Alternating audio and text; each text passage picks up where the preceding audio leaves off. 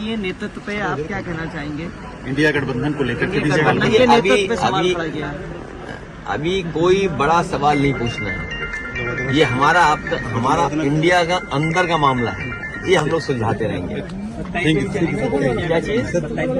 27 में पीडीए चलेगा और पीडीए के लोग देख रहे हैं कि उनका वोट कैसे छीना जा रहा है, वो कैसे अपमानित हो रहे हैं। उन्हें एसओ की पोस्टिंग नहीं मिलेगी, सीओ नहीं बनाया जाएगा क्योंकि वो वोट में कहीं न कहीं आपको दे देंगे।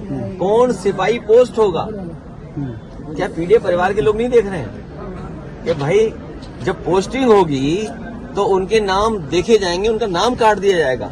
तो ये जो पीडीए के लोगों का अपमान हुआ है, और यही तो हम कहते थे कि बाबा साहब भीमराव अम्बेडकर जी ने जो अधिकार दिया है उन अधिकारों को छीन रहे हैं। बात ये वोट ही नहीं डालने दोगे आप, या दूसरे आपके लोग वोट डाल लेंगे, ये कहाँ की वो है। इसीलिए मैंने कहा कि इलेक्शन कमीशन मर गया है। इलेक्शन कमीशन को जांच करनी चाहिए कि जो मरे हुए लोग थे उनके वोट कैसे पड़ गए, और अगर वोट पड़े हैं तो प्रिसाइडिंग ऑफिसर और जो संबंधित अधिकारी उनके खिलाफ कार्रवाई क्या करना है इलेक्शन कमीशन। जो है ही नहीं वोट उनके भी डाल दिए, गाड़ी आई और गाड़ियों के नंबर हम कहो तो आपको दे दें। सिर्फ प्रेस को मिस नहीं करनी चाहिए थी।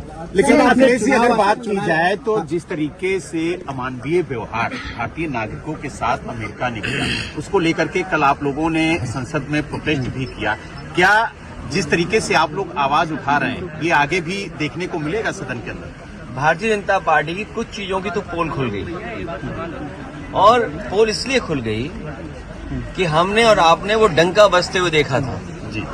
बड़े बड़े इवेंट देखे थे हम लोगों ने, और ये भारतीय जनता पार्टी वाले लोग कोई दिन नहीं चूकता था जिस दिन ये नहीं कहते थे कि दुनिया में हम कहां पहुंच गए हैं, हम कुछ बन गए हैं, विश्व गुरु बन गए हैं। सोचिए आप, जो लोग दिन भर ये कहने से नहीं चूकते थे कि विश्व गुरु बनने जा रहे हैं, अर्थव्यवस्था उनकी तीसरे नंबर पे पहुंच रही है, वो आजकल कैसे चुप घूम रहे हैं, मौन हो गए हैं। जो विश्व कहने वाले लोग मौन घूम रहे हैं, और जिस तरीके से लोग लौट करके आए हैं, ये कह देना कि पहले भी ऐसे लोग लौटे थे, लेकिन पहले हमारी अर्थव्यवस्था इस जगह नहीं थी, इतना हम अर्थव्यवस्था का डंका नहीं पीटते थे। और कैसे लोग आए हैं जिन्हें शौचालय नहीं जाने दिया, बाथरूम नहीं जाने दिया। ये व्यवहार किसी व्यक्ति के साथ हो सकता है, इनह्यूमन व्यवहार है। और दुनिया का एक देश है, शायद हो सकता है अमेरिका से वो मजबूत नहीं उतना, लेकिन वहां के राष्ट्रपति ने मना कर दिया कि हम फौज से लाए हुए अपने नागरिकों को स्वीकार नहीं करेंगे, और अंततः अमेरिका को स्वीकार करना पड़ा। क्या भारत इतना कमजोर हो गया है? क्या हमारा हिंदुस्तान इतना कमजोर है जब हम हिंदुस्तान का इतना बड़ा बाजार दे रहे हैं अमेरिका को? आप सोचिए, नोएडा में न जाने कितना बाजार हमने उनके हाथ में दे दिया होगा। हम कहते हैं हमारे लोग इलीगल पहुंच गए, वहां पे इलीगल इमिग्रेशन हो गया। तो किसकी नाकामी है? ये सरकार की नाकामी है, जो क्वालिटी ऑफ लाइफ या उनको बेटर अपॉर्चुनिटी नहीं दे पा रहे। अगर उन्हें बेटर अपॉर्चुनिटी यहाँ मिल रही होती, क्वालिटी ऑफ लाइफ बेटर यहाँ होती, तो शायद वो 50 लाख और 1 करोड़ रुपए दे करके नहीं जाते।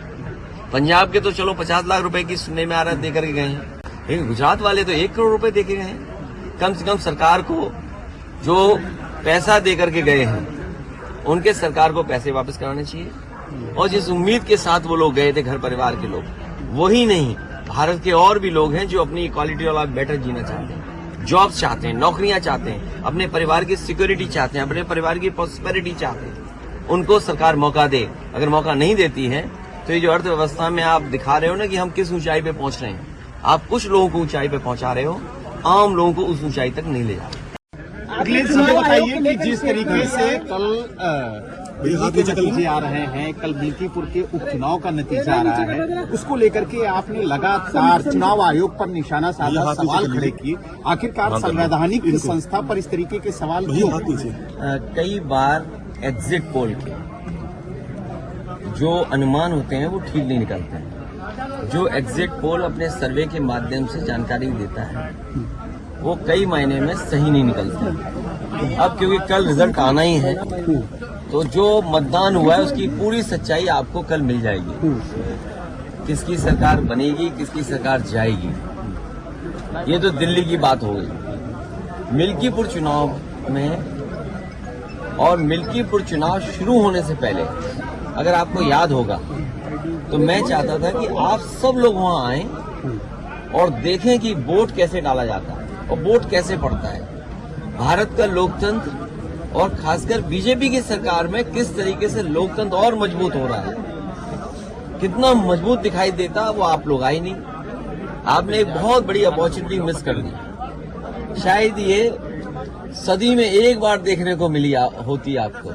जैसे ये वाला कुंभ जो है, महाकुंभ की कोई परिभाषा नहीं है, लेकिन क्योंकि जमाना आजकल मार्केटिंग का है और जितना आप उसको कम्युनिकेट कर ले जाओ तो महाकुंभ हो गया। 144 साल का किसी ने प्रमाण नहीं मांगा। ये चुनाव भी 144 साल वाला जैसा चुनाव था जो आपको देखना चाहिए था।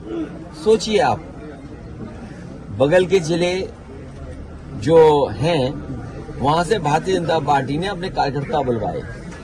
अंबेडकर नगर से कार्यकर्ता आए। अब तो हम लोगों को उनके गांव पता लग गए हैं क्योंकि पकड़े गए थे कुछ लोग। बगल के जिले से अमेठी से लोग आए थे, सुल्तानपुर से लोग आए थे, रायबरेली से लोग आए थे और गाड़ियों के नंबर हैं। अगर आप चाहोगे तो मैं अपने पार्टी के पेज पे कुछ गाड़ियों के नंबर आपको दे दूंगा, डाल दूंगा।